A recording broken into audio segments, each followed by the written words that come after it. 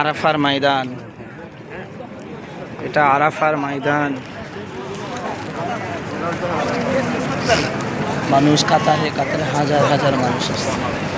এই পাহাড়টা জাবালে রহমত পাহাড়, জাবালে রহমত।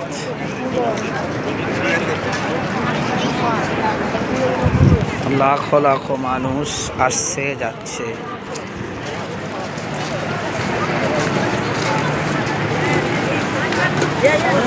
হাজি সাহেব এদিকে আসেন, লাইন চোখ হচ্ছেন কেন? সঙ্গে চলে আসেন, সুবিধা হবে। অনেক রোদ, যার কারণে এই ফ্যানগুলো দেওয়া আছে। মানুষকে একটু ঠান্ডা লাগবে, একটু গরম থেকে একটু বাঁচবে। প্রচণ্ড রোদ, প্রচণ্ড যে গরম, সেটা আমরা ইন্ডিয়ার মানুষরা ইন্ডিয়ায় বসে কল্পনা করতে পারবো না। এত রোদ, এত গরম হয়। এই দূরে যে খাম্বার মতো একটা পাথর দেখা যাচ্ছে, জাবালে রহমত পাহাড়ের ওপরে, ওখানে রাসূল পাক সাল্লাল্লাহু আলাইহি ওয়াসাল্লাম জীবনের শেষ ভাষণ দিয়ে গেছিলেন। সাথে সাথে ওখানে আর একটা হলো হযরত আদম আলাইহিস সালাম, আম্মা জান হাওয়া আলাইহিস সালাম ওখানে এক জায়গায় সাক্ষাৎ হয়েছিলেন, এই আরাফাতের ময়দানে, এই জাবালে রহমত পাহাড়ের উপরে।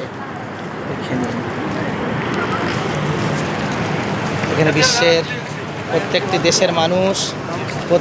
দেশের মানুষ আরাফার ময়দানে সব চলে এসেছেন, আসছেন, যাচ্ছেন। লাখো লাখো দিনে, সারাদিনে লাখো লাখো মানুষ আসে যাওয়া করছেন।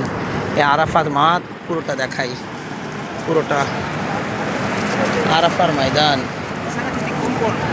জাবালে রহমতে পাহাড়ের উপর উঠে আবার দেখাবো। এক একটি দেশের মানুষ এসব নিশানা নিয়ে ঘুরছেন। এক তো লম্বা মানুষ। কটা দেশের নাম বলবো? দুনিয়ার বিশ্বের প্রত্যেকটি প্রান্তর থেকে, প্রত্যেকটি প্রান্তরে মানুষ এসেছে।